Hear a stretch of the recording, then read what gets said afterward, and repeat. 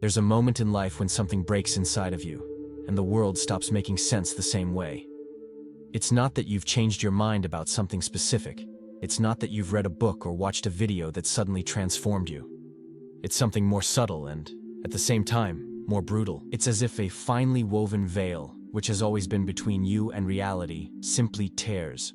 And for the first time you see the world without a filter, without protection, without the comforting softening of unconsciousness.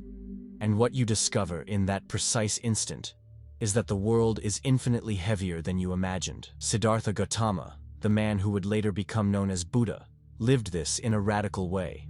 He was born a prince, protected inside a palace where he never saw suffering, sickness, or death. His father built for him a dome of luxury and distraction, believing that this way he would be happy. But one day, Siddhartha left the palace, and for the first time saw an old man, a sick man, and a corpse. And in that moment, the veil fell. He realized that this had always been there, happening all the time to all people, but he simply wasn't seeing it. The weight he felt didn't come from something new. It came from finally seeing what had always existed, but which his mind had learned to ignore.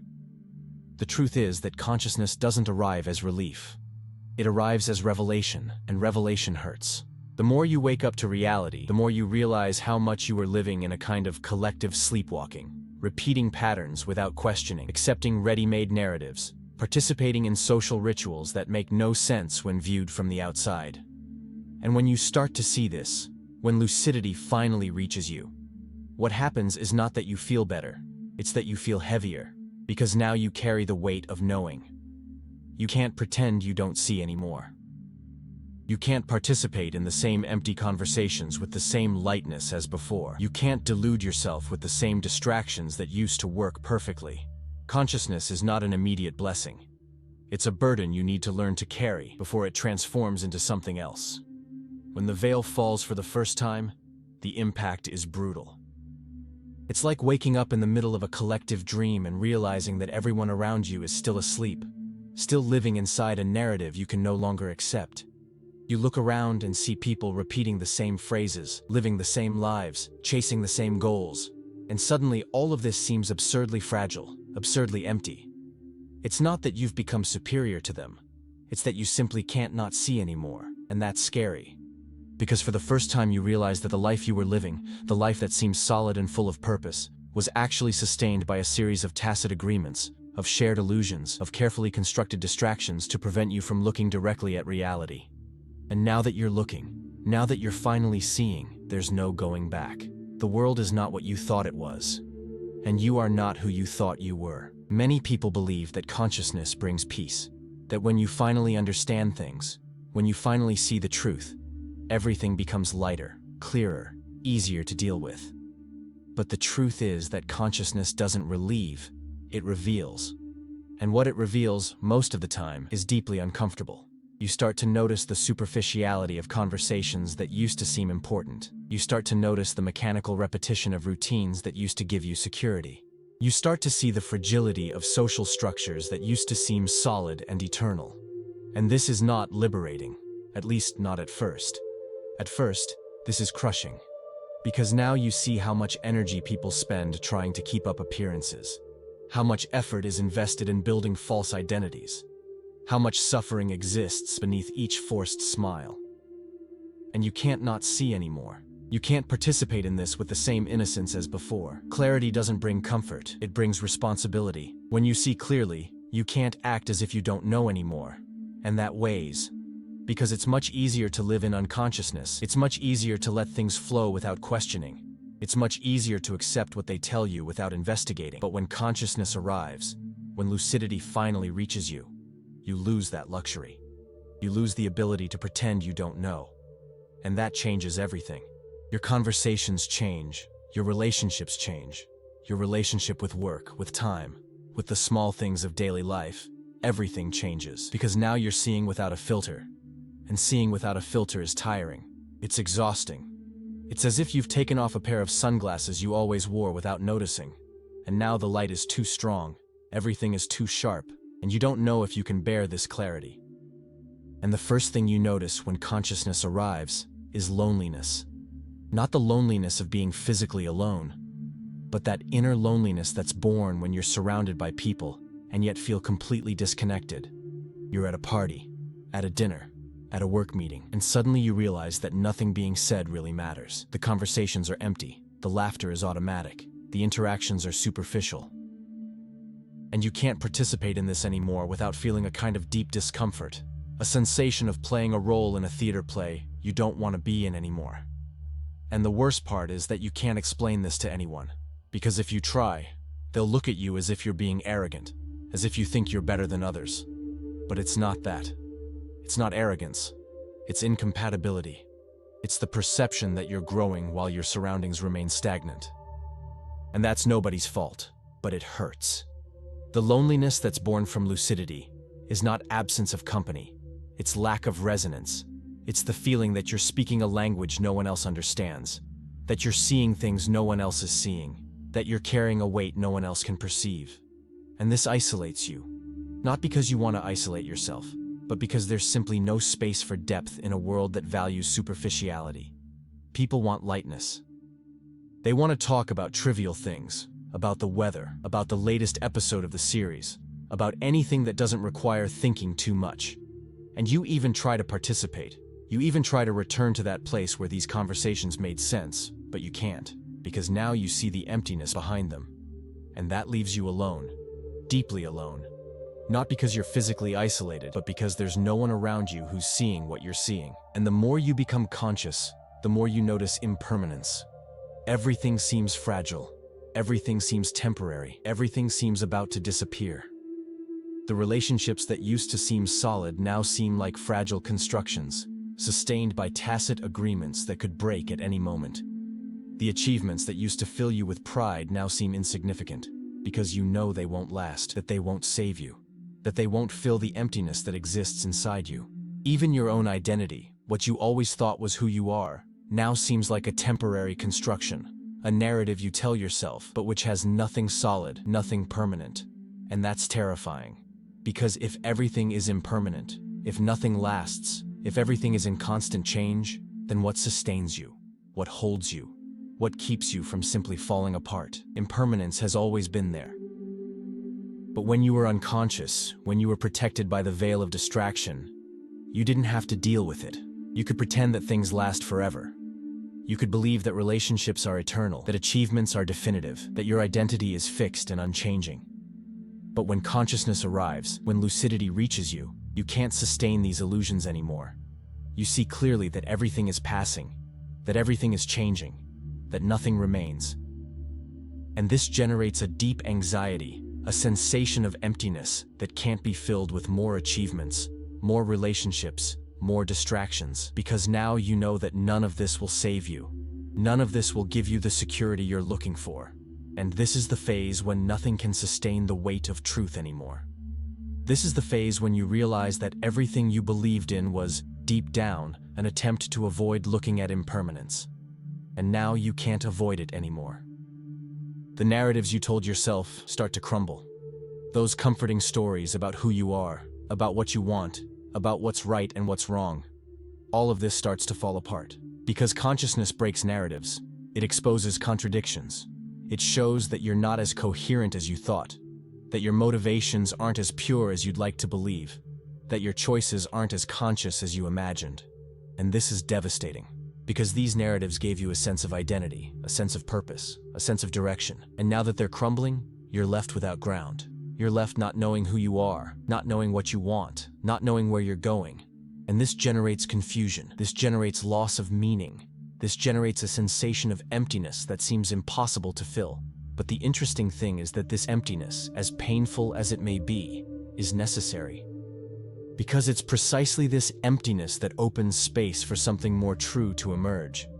The narratives that are crumbling are false narratives, built to protect you, to give you comfort, to prevent you from looking at reality.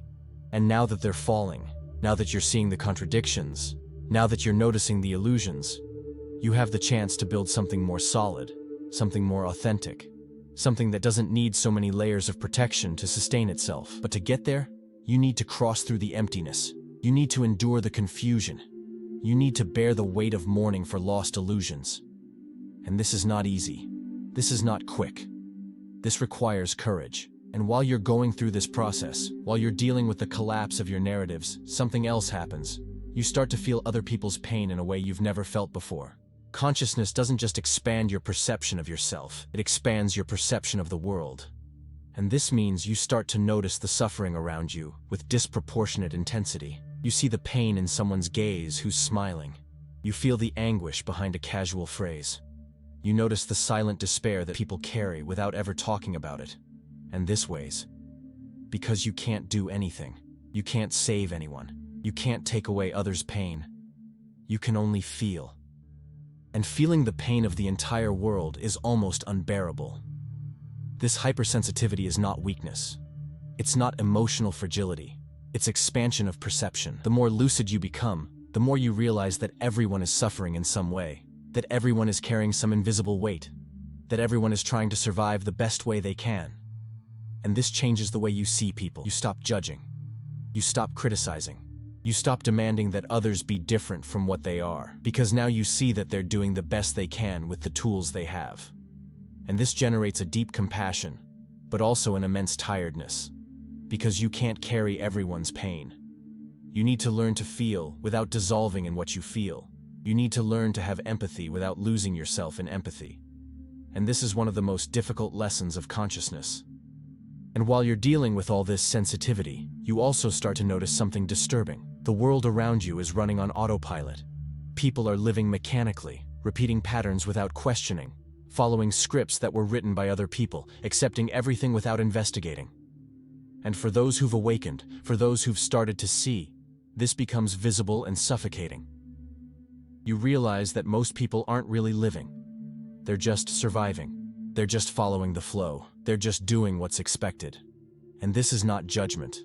This is not thinking you're better than others. It's just perception. It's just seeing what's happening. And the weight comes from inhabiting a conscious body inside a system that values unconsciousness. The weight comes from trying to move authentically in a world that rewards automation. And this creates friction. This creates discomfort. This creates a constant sensation of not belonging. You try to fit in. You try to participate. You try to return to that place where everything was simpler, where you didn't need to think so much, where you could just follow the flow without questioning. But you can't. Because now you see. And seeing changes everything. You can't accept ready-made answers anymore. You can't follow rules that don't make sense anymore. You can't pretend everything's okay when it clearly isn't. And this puts you in a difficult position. Because the world doesn't like those who question. The world doesn't like those who see. The world prefers unconsciousness, because unconsciousness is comfortable, it's predictable, it's easy to control. And you, by becoming conscious, become a threat to that comfort. Not because you want to be a threat, but simply because you can't play the game anymore. And then comes fear. The fear that you can't control your own mind anymore. The fear that consciousness has gone too far. The fear that you can't go back to who you were before. Because what you realize, in this moment, is that consciousness is irreversible. You can't unsee what you've seen. You can't return to unconsciousness after having experienced lucidity. And that's scary. Because there are moments when you desperately wish to go back. Moments when you think it would be much easier if you simply didn't know. Moments when you envy the people who are still asleep, who are still living without questioning, who are still protected by the veil of distraction, but you can't go back. And this generates a deep anxiety. A sensation of being trapped in a state of lucidity you didn't ask for, but which you now need to carry. You start to feel that your mind has escaped your control, that it's seeing things you don't want to see, thinking things you don't want to think, questioning things you'd prefer to leave unquestioned. And that's scary, because unconsciousness, as limiting as it may be, has built-in comfort. It protects you, it spares you, it allows you to live without carrying the weight of truth. But consciousness doesn't protect you. It exposes you. It forces you to look at everything even when you don't want to. And you can't turn this off. You can't simply decide to stop seeing. And this generates a deep fear. A fear that you've lost control, that you've gone too far, that you can't live normally anymore. But the truth is, there's no going back. The truth is that once you wake up, you can't sleep anymore. And this is both terrifying and liberating.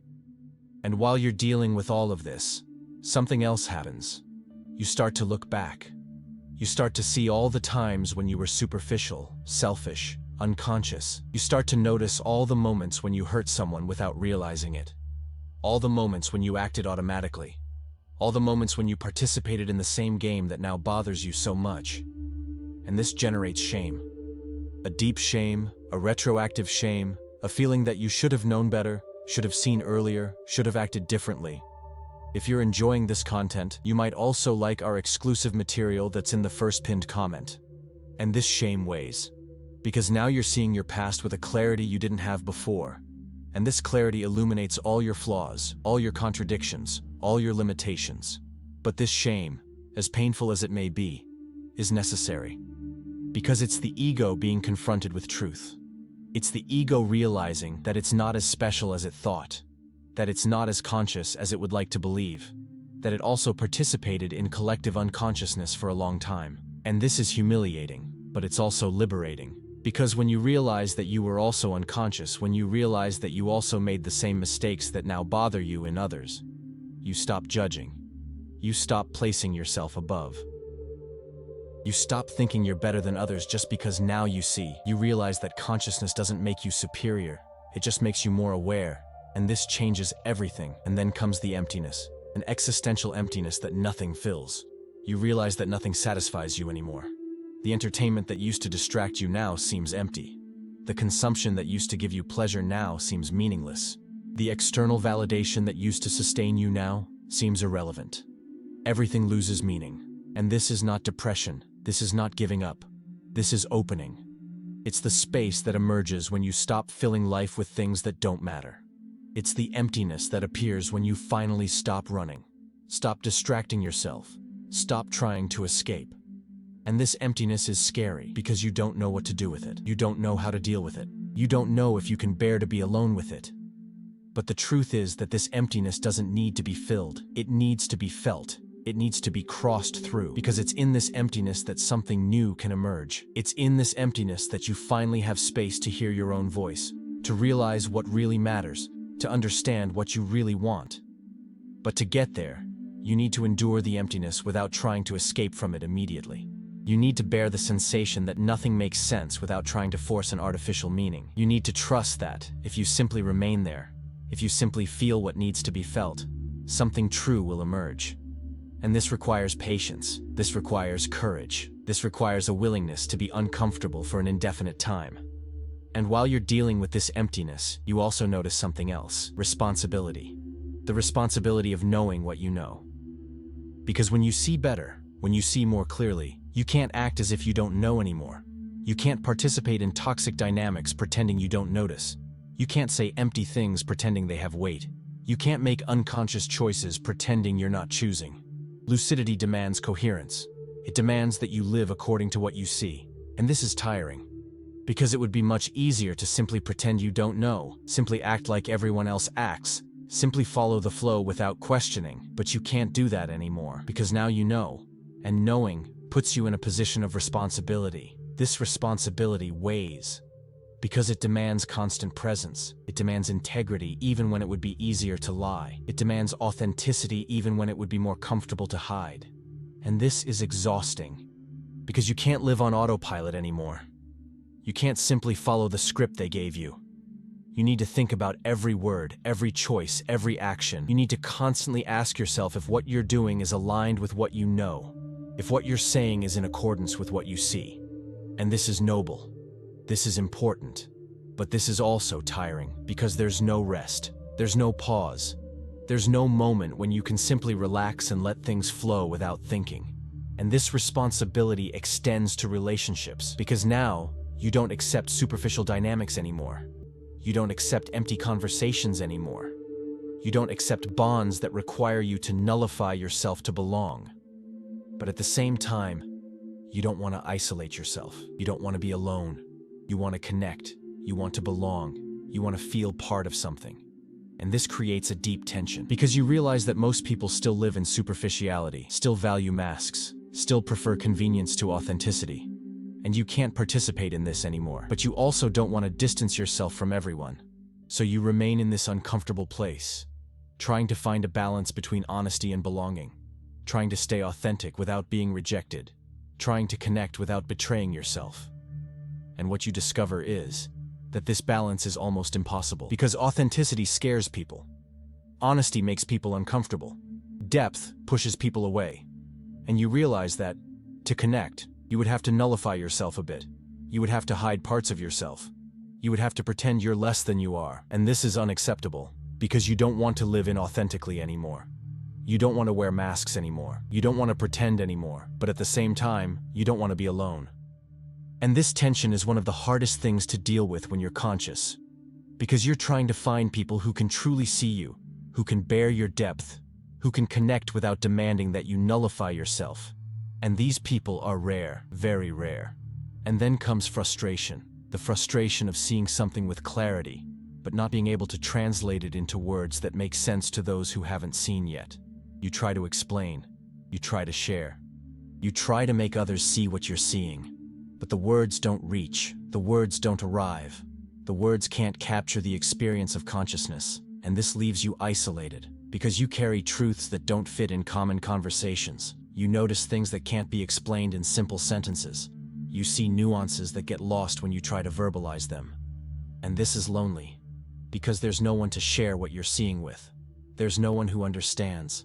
There's no one who resonates. And you wonder if it's worth it. You wonder if consciousness really brought you anything good, or if it just left you heavier, more isolated, more tired. You wonder if it wouldn't be better to simply give up. Simply accept that the world is like this, and that there's no point in fighting against it. You wonder if it wouldn't be easier to return to unconsciousness, to automation, to the comfort of ignorance. And there are moments when you desperately wish for this. There are moments when you'd give anything to go back to being who you were before, when everything was simpler, when you didn't need to carry this weight, when you could simply live without questioning. But you know this is not possible. You know there's no going back, because consciousness doesn't regress. Once you see, you can't not see anymore. And this is both a curse and a blessing. The desire to go back is natural, it's understandable, it's human, but it never comes true, because the path of consciousness is always forward. There's no way to regress. There's no way to return to unconsciousness after having experienced lucidity. And accepting this, accepting that there's no going back, accepting that the path is always forward even when it seems harder, this is painful. But this is also liberating, because when you accept that there's no going back, you stop resisting. You stop fighting against what's happening. You stop wishing things were different. And you start to move with what is. You start to accept the weight. You start to integrate it. And it's in this moment that something changes. And consciousness also alters your relationship with time. You suddenly realize that life is short. You realize that the years are passing, that opportunities are slipping away, that time is running out. And this generates a deep urgency, a sensation that you need to do something, that you need to act, that you need to take advantage of every moment before it's too late. But at the same time, this urgency generates paralysis, because you don't know what to do. You don't know which direction to follow. You don't know how to live meaningfully when everything seems so fragile and temporary. And then you get stuck in this tension between urgency and paralysis, between the need to act and the inability to choose what to do. This existential pressure is part of lucidity. It's part of seeing clearly that time is passing, that life is not infinite, that you have no control over when everything will end. And this is scary, because you realize you're wasting time, that you're living superficially, that you're letting the years pass without really living. And you want to change this. You want to live more authentically, more deeply, more meaningfully. But you don't know how. And while you're trying to figure it out, time keeps passing. And this only increases the pressure, only increases the weight, only increases the sensation that you're stuck, that you're lost, that you don't know what to do with the life you have. But then something starts to change. Slowly, gradually, almost imperceptibly, something starts to change. You realize that the weight you're carrying is not crushing you anymore. You realize that consciousness, as heavy as it may be, is starting to integrate. It's not that it's become lighter. It's not that the world has changed. But you're starting to learn to carry the weight in a different way. You're starting to move with it instead of fighting against it. And this makes all the difference, because the weight doesn't disappear, but it stops being unbearable. It stops being something that paralyzes you. It transforms into something you carry with more clarity, with more consciousness, with more acceptance. This is the turning point, the moment when you stop resisting what you see and start to move with it. The moment when you stop wishing things were different and start accepting what is. The moment when you stop fighting against the weight and start integrating it. And when this happens, when you finally accept that the weight is part of the journey, that consciousness is not something you need to overcome, but rather something you need to carry. That's when transformation begins. That's when the weight starts to transform into wisdom. That's when pain starts to transform into presence. That's when you realize that everything you went through had a purpose. And then, slowly, a lightness starts to emerge. Not the lightness of ignorance, not the lightness of those who don't know, but a deep lightness, solid, unshakable. The lightness that's born from radical honesty. The lightness that comes from stopping pretending, from stopping hiding, from stopping sustaining illusions. You realize that when you finally accept reality as it is, when you finally stop trying to distort it so it fits your expectations, when you finally let go of comforting narratives and simply see what's before you, something changes. You become lighter. Not because the world has become easier, but because you stopped carrying the weight of illusions. This lightness is not naive. It's not superficial. It's deep. It comes from having crossed through the weight, from having felt the pain, from having looked directly at reality without looking away. It comes from having integrated consciousness, from having accepted that the world is heavy, but that you can learn to move within it without being crushed. And this is liberating. Because now you don't need to pretend everything's okay when it's not. You don't need to sustain masks anymore. You don't need to live according to external expectations anymore. You can simply be. And being, without illusions, without masks, without protections, that's the greatest lightness that exists. Siddhartha Gautama, after leaving the palace, spent years crossing through the desert of his own lucidity. He experienced extreme asceticism, deprivation, the relentless search for answers.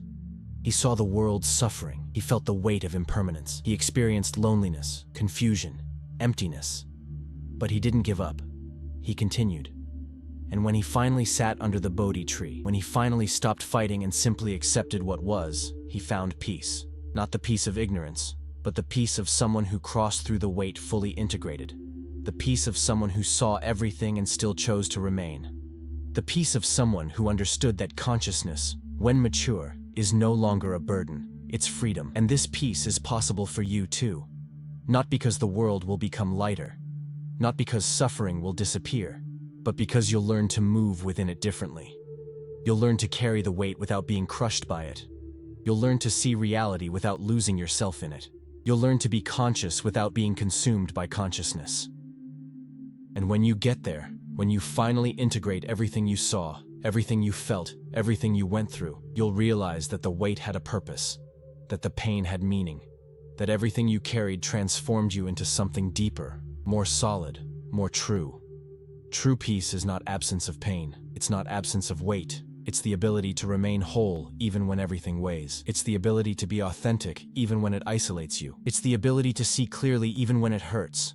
And this peace is only possible because you had the courage to see, because you had the courage to carry the weight, because you had the courage to cross through the desert without giving up. And now, on the other side, you realize it was worth it, that everything you felt, everything you went through, everything you carried, brought you here. And here, finally, you can breathe. The world continues to be heavy, but you've become lighter within it. And that's the greatest victory that exists. That's the reward for those who had the courage to see. That's the peace of those who crossed through the desert and found, on the other side, not the absence of weight, but the strength to carry it with dignity. If this content resonated with you, check out the first pinned comment for something special.